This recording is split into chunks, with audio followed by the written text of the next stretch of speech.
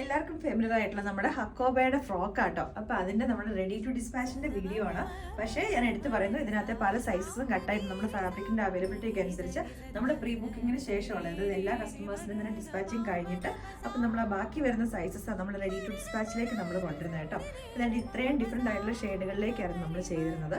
നമുക്ക് അതിൻ്റെ ഓരോ നോക്കാം. എല്ലാവർക്കും തന്നെ ഫെമിലിയർ ആയിട്ടുള്ള കളേഴ്സും ആ ഒരു ഐറ്റവും തന്നെയാണ്. ഫസ്റ്റ് ഷെയ്ഡ് വരുന്നത് ഡസ്റ്റി ആയിട്ടുള്ളൊരു പീച്ച് കളറിലേക്ക്. അപ്പോൾ ഇതെന്ന് പറഞ്ഞിട്ടുണ്ടെങ്കിൽ ഓൾമോസ്റ്റ് നമ്മളൊരു 47 to 48 ഇഞ്ചസ് ലെങ്ത്തിലേക്കാണ് നമ്മൾ ചെയ്തേക്കുന്നത്.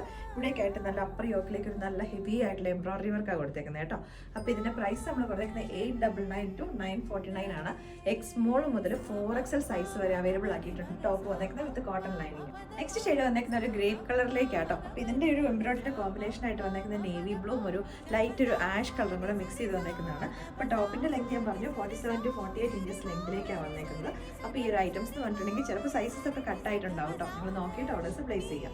നെക്സ്റ്റ് ഷെയ്ഡ് വന്നേക്കുന്നത് നമ്മുടെ ഡസ്റ്റി പേസ്റ്റൽ ഗ്രീൻ കളറിനകത്തേക്കാട്ടോ. അപ്പോൾ ഇതിൻ്റെ പ്രൈസ് നമ്മൾ വന്നേക്കുന്നത് 899 to 949 റേറ്റിലേക്കാണ്. നമ്മുടെ ഫ്ലോറൻസയുടെ ഓൺ ബ്രാൻഡിലേക്ക് വന്നേക്കുന്ന ഐറ്റംസും കൂടെയാണ്. നെക്സ്റ്റ് ഷെയ്ഡ് വന്നേക്കുന്നത് ലാവൻഡർ കളറിലേക്കാട്ടോ. ഇതിനായിരുന്നു ഒന്ന് ഏറ്റവും കൂടുതൽ ഡിമാൻഡ് വന്ന ഷെയ്ഡായിരുന്നു. ഇതൊക്കെ എന്ന് പറഞ്ഞാൽ അത്രയും ബൾക്കായിട്ട് തന്നെ നമുക്ക് ഇവിടേക്ക് വന്നു. എനിക്ക് ആക്ച്വലി ഇതിൻ്റെ ഒരു ഡിസ്പാച്ചിങ് വീഡിയോ എടുക്കണമെന്നുണ്ടായിരുന്നു. പക്ഷേ എല്ലാവരും ഇങ്ങനെ ക്രിസ്മസിൻ്റെ ഓർഡേഴ്സിൻ്റെ ഇതിലിങ്ങനെ തല പകുതി വരുന്ന സമയത്തായിരുന്നു ഇതിൻ്റെ ഡിസ്പാച്ചിങ് ഒക്കെ. അത്രയും ബൾക്കായിട്ട് തന്നെ നമുക്ക് യൂണിറ്റിൽ നിന്ന് കുറച്ചൊക്കെ വെച്ചിട്ടുണ്ടെങ്കിൽ ഇങ്ങനെ സെക്ഷനായിട്ട് അവർ ആദ്യമേ സ്റ്റിച്ച് ചെയ്ത് അങ്ങനെയൊക്കെ വന്നിട്ടാണ് നിങ്ങൾക്ക് കിട്ടേണ്ടവർക്കൊക്കെ വേഗം അങ്ങനെ നമ്മളിത് ഡിസ്പാച്ച് ചെയ്തത്. നോക്കട്ടെ, എൻ്റെ മൊബൈലിൽ ഞാൻ ഇതിൻ്റെ വീഡിയോ എടുത്തിട്ടുണ്ടെന്നാണ് തോന്നുന്നത്. കുറച്ചൊക്കെ ഒത്തിരി പ്രൊഫഷണൽ ആയിട്ടുള്ള രീതിയിലൊന്നും അല്ല. അപ്പോൾ നമുക്ക് ആ വീഡിയോയും കൂടെ നമുക്ക് കാണാം.